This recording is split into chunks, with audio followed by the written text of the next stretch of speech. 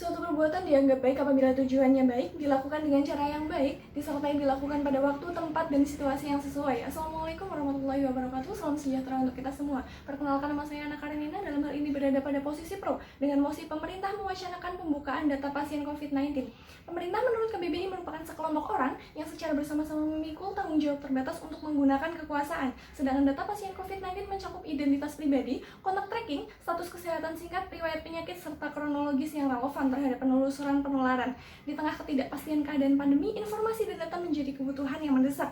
Nah, maka sudah sewajarnya informasi data pasien diperlukan oleh gugus tugas COVID-19. Transparansi sudah barang tentu diperlukan dalam rangka pelayanan informasi publik dengan menggunakan identitas pribadi pasien tanpa menjadikan keseluruhan data pasien sebagai informasi terbuka untuk publik. Oleh karenanya, limitasi yang kami gunakan dalam sesi debat kali ini adalah pemerintah mewacanakan pembukaan data pasien COVID-19 secara penuh kepada pihak tertentu dan secara terbatas kepada publik.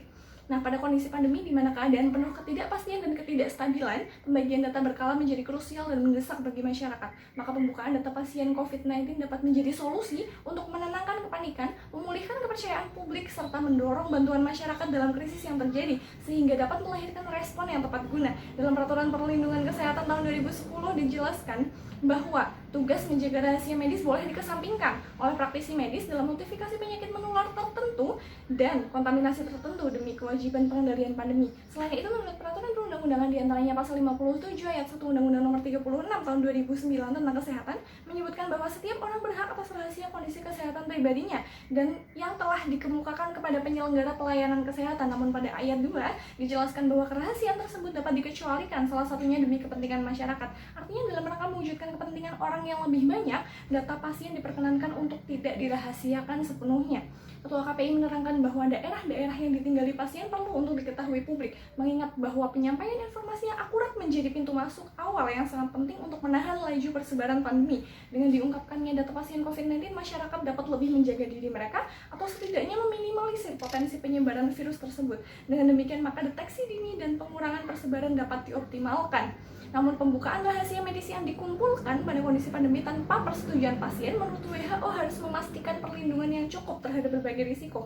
Oleh karena pembukaan identitas pribadi yakni data pasien berupa nama, riwayat penyakit atau data pasien lainnya yang tidak relevan tentu harus dibatasi untuk hanya disampaikan kepada lembaga terkait dan bukan untuk publik. Mengingat bahwa hanya pihak-pihak tertentu saja yang ditugaskan untuk melakukan pelacakan kontak tracking kapan, di mana dan dengan siapa pasien berkontak. Nah, hal tersebut telah dikuatkan secara formil melalui pasal 12 Peraturan Komisi Informasi Nomor 1 Tahun 2010 tentang Standar Layanan Informasi Publik, di mana mewajibkan badan publik yang memiliki kewenangan untuk mengumumkan informasi yang dapat mengancam hajat orang banyak. Dalam hal ini termasuk informasi terkait epidemi dan wabah. Sebagaimana disebutkan dalam pasal 154 Undang-Undang Nomor 36 Tahun 2009 tentang Kesehatan, transparan merujuk pada kewajiban pemerintah untuk mengumumkan jenis dan persebaran penyakit, termasuk daerah yang berpotensi sebagai penularan. Hal ini penting guna menjaga hak kesehatan masyarakat secara keseluruhan di semua wilayah. Bahkan WHO merekomendasikan pembagian data secara cepat terkait kegawatan kesehatan masyarakat. Kemudian pada praktiknya dapat dilihat dalam kasus pemerintah RI melalui gugus tugas yang secara reguler menyampaikan perkembangan dari jumlah pasien positif hingga pasien yang meninggal dunia, namun tetap merahasiakan identitas pribadi yaitu nama dan alamat rumah pasien dari publik. Ditegaskan dalam pasal 16 ayat 3 Kodeki bahwa seorang dokter tidak boleh menggunakan rahasia pasiennya untuk merugikan pasien, keluarga, serta kerabat dekatnya dengan membuka kepada pihak ketiga atau yang tidak berkaitan. Maka dengan ini dapat dipahami bahwa sekalipun tenaga medis dan atau instansi kesehatan bertanggung jawab atas kerahasiaan data pasien, namun pembukaan data tersebut masih mungkin dilakukan dengan catatan hanya ditujukan kepada pihak ketiga yang berkaitan dan tidak bertujuan untuk merugikan pasien, keluarga maupun kerabatnya. Nah, begitu pula mengacu pada SK Majelis Kehormatan Etika Kedokteran yang dikeluarkan tahun 2020 tentang Fatwa Etik Kedokteran, Kebijakan Kesehatan dan Penelitian dalam konteks pandemi COVID-19, yaitu identitas pasien dengan atau tanpa gejala serta kasus positif tetap harus dilindungi. Pada keadaan tertentu, informasi dapat dibuka secara terbatas. Komisi Informasi Pusat juga mengeluarkan panduan tambahan agar mencegah terjadinya penyalahgunaan identitas pribadi pasien COVID-19, yaitu melalui Surat Edaran Nomor 2 Tahun 2020 tentang Pelayanan Informasi Publik dalam masa darurat kesehatan masyarakat akibat COVID-19. Surat edaran tersebut mengatur mengenai batasan data yang diperbolehkan dipublikasikan terkait COVID-19 meliputi jenis penyakit, persebaran, area epicentrum, serta pencegahannya. Penyampaian informasi tersebut dilakukan secara ketat dan terbatas. Dengan adanya jaminan keamanan identitas pribadi, maka sejatinya pembukaan data pasien COVID-19 tentu tidak memunculkan kekhawatiran yang berarti bagi pasien, keluarga maupun kerabatnya. Observasi dan pengumpulan data yang sistematis menjadi komponen esensial dalam langkah penanganan sekarang maupun yang akan datang. Selain itu, penyelenggaraan surveillance dengan pola kedaruratan di masa pandemi pun diatur pada keputusan Menteri Kesehatan Republik Indonesia tentang pedoman penyelenggaraan sistem surveillance epidemiologi kesehatan. Dalam hal ini, surveillance kesehatan masyarakat merupakan hal yang mendasar dan wajib dilakukan pada kejadian wabah penyakit menular selama diikuti dengan pendalaman etik yang baik. Sebagai contoh yang dilaksanakan di Singapura, yaitu sekalipun membuka jejak lokasi pasien, namun pemerintah Singapura tidak membuka identitas pribadi pasien kepada publik. Dengan demikian dapat dipastikan potensi adanya diskriminasi atau eksklusivitas terhadap pihak yang bersangkutan, termasuk meningkatkan situasi ketakutan berlebihan dapat ditekan. Akan tetapi hak publik atas kesehatan tetap terpenuhi. Yang terpenting adalah terbukanya jejak lokasi yang dikunjungi pasien guna memutus mata rantai penyebaran. Begitu pemerintah provinsi di Indonesia yang telah melakukan tracking berdasarkan data pribadi pasien, kemudian menginformasikan kepada publik hanya terkait jumlah kasus positif di titik kelurahan, total kasus keseluruhan, jumlah pasien yang dirawat, sembuh, meninggal, serta isolasi mandiri. Jadi transparansi atau keterbukaan kepada publik bukan berarti membuka paksa data rahasia sebagaimana diatur dalam Undang-Undang Nomor 14 Tahun 2008 tentang keterbukaan informasi publik. Penjagaan terhadap identitas pasien diperlukan guna menghindarkan pasien dari diskriminasi, persekusi, intimidasi, atau teror. Berdasarkan hasil survei online yang dilaksanakan oleh LIPI bersama UI, ITB, dan UGM pada awal masa pandemi, ditemukan bahwa terdapat 97,2% responden setuju riwayat perjalanan pasien yang terjangkit COVID-19 dibuka ke publik. Pengambilan sebagian data privasi tersebut digunakan untuk menilai dan meningkatkan kapasitas sistem perawatan kesehatan dan untuk mengevaluasi efektivitas kebijakan mitigasi yang membatasi pergerakan individu. Oleh karenanya, saya tegaskan bahwa pengungkapan data pasien positif COVID-19 secara total bagi pihak terkait dan pengungkapan data sebagian bagi publik penting dilakukan karena dinilai sangat diperlukan guna menahan laju tingkat penularan kepada masyarakat. Dengan ini, masyarakat dapat mengetahui riwayat interaksi sosial pasien positif COVID-19. Transparansi semacam ini dibutuhkan sebagai sarana proteksi lebih dini terhadap risiko penularan. Sekian dari saya, terima kasih. Wassalamualaikum warahmatullahi wabarakatuh. Assalamualaikum warahmatullahi wabarakatuh. Dewan juri serta teman-teman semua, perkenalkan saya Hustaini Rahmawati dari pihak kontra menentang adanya wacana pembukaan data pasien COVID-19 jika dilakukan tanpa batas dan tidak bertanggung jawab. Pembukaan rahasia medis yang dikumpulkan pada kondisi wabah dalam hal ini termasuk nama, alamat, diagnosis, riwayat keluarga dan sebagainya, tanpa persetujuan pasien akan beresiko bagi individu yang bersangkutan. Dampak buruk yang akan dialami oleh orang yang bersangkutan diantaranya yaitu: pertama, individu serta kerabat rentan mengalami stigmasi. COVID-19 merupakan penyakit yang sifat penularannya sangat masif. Oleh karenanya, orang yang terduga terkena corona harus segera diisolasi untuk menghindari kontak langsung dengan orang lain guna mencegah persebaran semakin meluas. Akan tetapi hal ini ditafsirkan oleh masyarakat yang menyamakan isolasi dengan pengucilan, yaitu merupakan sanksi sosial bagi orang yang melakukan kesalahan. Hal ini berdampak bagi kesehatan psikis korban yang merasa terancam untuk melanjutkan hidup akibat penolakan yang terjadi. Contoh kasus stigmasi masyarakat terjadi pada awal kasus COVID-19 yaitu pasien 1 dan pasien 2, di mana data pribadi seperti domisili, foto keluarga hingga pekerjaan disebarkan oleh jurnalis. Selain itu, kasus penolakan juga terjadi terhadap jenazah COVID-19 seperti yang terjadi di beberapa daerah di Indonesia seperti Cilangap, Jawa Tengah. Dan kasus lainnya terjadi pada tenaga medis yang harus terusir dari tempat tinggalnya. Hal ini terjadi pada beberapa rumah sakit di Indonesia, termasuk salah satunya yaitu Solo. Kedua, risiko terjadinya monopoli pasar. Jika data pasien COVID-19 jatuh di tangan oknum yang tidak bertanggung jawab, maka dikhawatirkan mereka akan memonopoli pasar, seperti fenomena panic buying yang terjadi pada masyarakat kita. Akibat tersiarnya jumlah korban yang terus meningkat, masyarakat kita melakukan support dengan menimbun barang makanan pokok dan juga masker untuk keberlangsungan hidup dan kerabat. Tentu hal ini membuat masyarakat miskin semakin tercekik akibat panic buying yang dilakukan oleh kalangan atas. Dampak panic buying yaitu dapat meningkatnya harga pasar akibat demand meningkat sedangkan supply tercekat. Menguatkan kembali, menurut Eni Sri Hartati, Eksekutif Institute Development of Economic and Finance, mengatakan fenomena panic buying ini dipicu karena faktor psikologis yang biasanya terjadi karena misinterpretation terhadap data yang didapatkan masyarakat. Dampak selanjutnya yaitu hilangnya rasa takut yang dapat berakibat pada menurunnya kepatuhan terhadap protokol kesehatan. Akibat pandemi ini setidaknya masyarakat kita mengalami 3 efek. Pertama yaitu krisis. Setiap orang akan merasakan krisis baik dari segi fisik maupun psikis akibat macetnya segala mobilitas kegiatan mereka. Selanjutnya, mereka akan mengalami uncertainty atau ketidakpastian. Pandemi ini menyumbang banyak sekali perubahan mendadak dalam tatanan kehidupan kita. Kemampuan adaptasi yang cepat diperlukan untuk bertahan di tengah ketidakpastian ini. Hal ini tentunya menyumbang banyak tekanan terutama untuk masyarakat menengah ke bawah.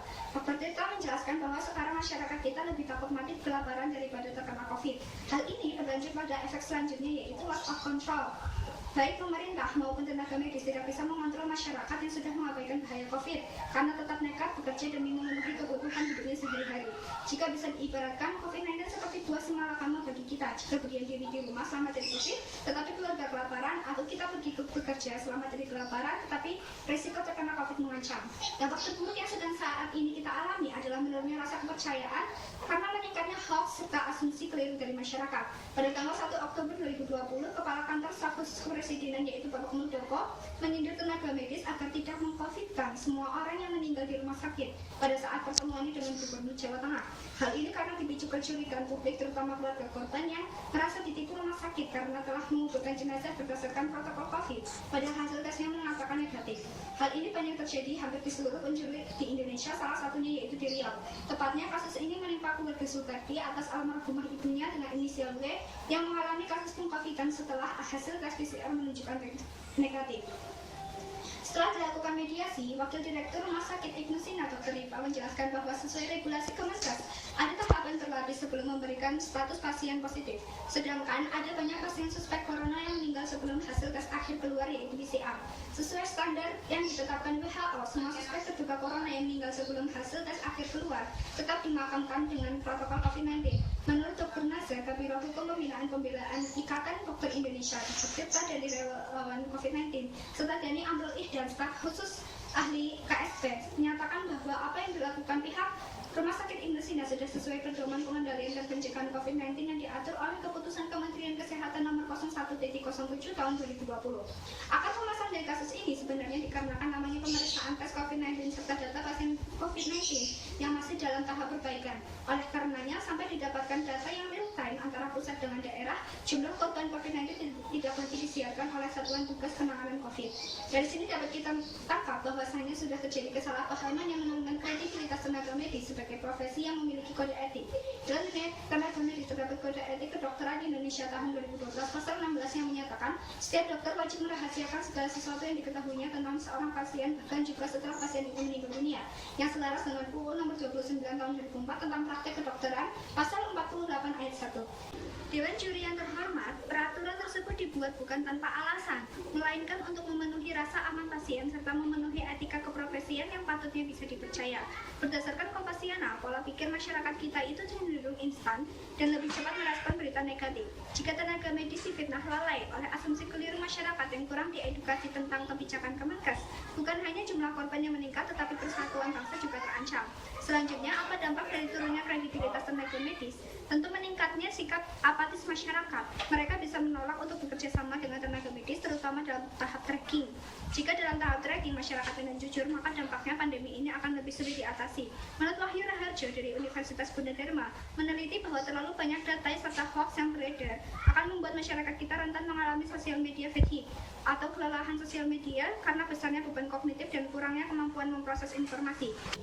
Kawan berpikir, setelah Dewan Juri yang saya hormati, wacana pembukaan data pasien COVID sudah seharusnya kita pertimbangkan lagi. Seperti yang kita lihat, pembukaan data tidak hanya menimbulkan kerugian pribadi, namun juga kerugian organisasi serta komuniti. Data adalah sebuah besi biasa tergantung siapa yang mengolahnya. Bisa menjadi berguna jika jatuh di tangan pandai besi, namun dianggap racun merkuri jika jatuh di lautan. Oleh karena itu, akan lebih baik jika data dikelola oleh orang yang tepat seperti surveyor, peneliti, atau pemerintah. Karena tidak semua orang bisa menjadi ahli hukum atau peneliti sehingga butuh tangan ahli untuk mengelola data. Jadi daripada masyarakat terus dicekoki data, akan lebih efektif jika masyarakat diberikan edukasi terkait kebijakan apa yang bisa menyelamatkan kita semua, sehingga mereka mendapatkan manfaat dari data tanpa curiga dan saling menyalahkan lagi. Sekian, wassalamualaikum warahmatullahi wabarakatuh. Bismillahirrahmanirrahim. Di tengah pelaksanaan penanggulangan dan pencegahan wabah COVID-19 Terdapat pro kontra berkenaan dengan pembukaan data pasien COVID-19. Penyediaan informasi rekam medis atau kesehatan pasien menjadi isu hukum yang mengundang perdebatan dan juga polemik bagi para pembuat kebijakan dan juga masyarakat. Sebelumnya perkenalkan saya Khaidatul Mulfana. Di sini saya akan menyampaikan kesimpulan dari pihak pro dan kontra terkait mosi perdebatan pada kali ini, yaitu pemerintah mewacanakan pembukaan data pasien COVID-19. Di pihak yang pro atau mendukung pembukaan data pasien COVID-19 secara komprehensif beralasan bahwa tindakan ini mampu membantu mengantisipasi penyebaran COVID-19 secara terorganisasi. Pembukaan data pasien COVID-19 ini memang harus dilakukan di tengah situasi pandemi saat ini yang tidak menentu. Pembukaan data pasien COVID-19 dapat menjadi solusi untuk menenangkan kepanikan publik akibat banyaknya berita beredar yang salah dan dapat mengembalikan kembali kepercayaan publik. Penyediaan informasi data pasien COVID-19 merupakan suatu kewajiban yang harus dilakukan sebagaimana tertuang dalam Undang-Undang Pasal 57 Ayat 2 UU Nomor 36 Tahun 2009 yang menyatakan bahwa hak atas rahasia kondisi pribadi dianggap tidak berlaku dalam hal perintah undang-undang dan juga kepentingan masyarakat. Berdasarkan bunyi pasal tersebut, maka secara formil sudah jelas bahwa mengesampingkan tugas hukum dalam hal ini menjaga rahasia medis diperbolehkan demi untuk menjalankan kewajiban hukum yang lain, yaitu penanggulangan COVID-19. Pembukaan data pasien COVID-19 ini juga akan membuat masyarakat mampu melakukan tindakan preventif sebagai upaya untuk pencegahan COVID-19 sedini mungkin. Dan data dari pasien COVID-19 ini sangat berguna bagi pihak-pihak yang terlibat dalam penanganan COVID-19 sebagai bahan evaluasi untuk penanganan COVID-19 ke depannya. Di pihak yang kontra atau kurang mendukung pembukaan data pasien COVID-19 ini beranggapan bahwa upaya ini akan menimbulkan banyak konflik, baik bagi individu, organisasi, ataupun masyarakat. Bagi individu sendiri, keterbukaan data pasien COVID-19 ini akan melahirkan stigmasi negatif dari masyarakat kepada individu yang berkaitan, dan tentunya ini akan mengganggu keberlangsungan hidupnya. Bagi organisasi sendiri, bagaimana yang terjadi oleh rumah sakit yang mengalami statement bahwa seluruh pasien yang meninggal itu di-COVID-kan. Tentunya ini akan melahirkan keraguan dari masyarakat kepada pihak rumah sakit dan akan berujung pada semakin sulitnya penanggulangan COVID-19. Dan yang terakhir, bagi masyarakat sendiri, keterbukaan data pasien COVID-19 ini akan melahirkan krisis, uncertainty, serta loss of control. Yang ketiganya itu dapat berakibat pada semakin abainya masyarakat kepada protokol kesehatan. Dengan demikian, pembukaan data pasien COVID-19 yang telah terimplementasi adalah legal. Namun kami dari tim sepakat untuk memberikan limitasi terkait data pasien COVID-19 ini yang berkaitan dengan privasi, yaitu mengenai nama lengkap, riwayat penyakit, dan juga foto pribadi untuk dipublikkan. Upaya ini diambil sebagai langkah untuk mencegah penyebaran COVID-19 dengan tetap memperhatikan kenyamanan dan juga keamanan dari semua pihak. Baik dari pihak pro ataupun kontra sama-sama memberikan solusi terbaik untuk mengatasi penanggulangan COVID-19. Jadi, pembukaan data COVID-19 ini harus tetap memperhatikan batasannya.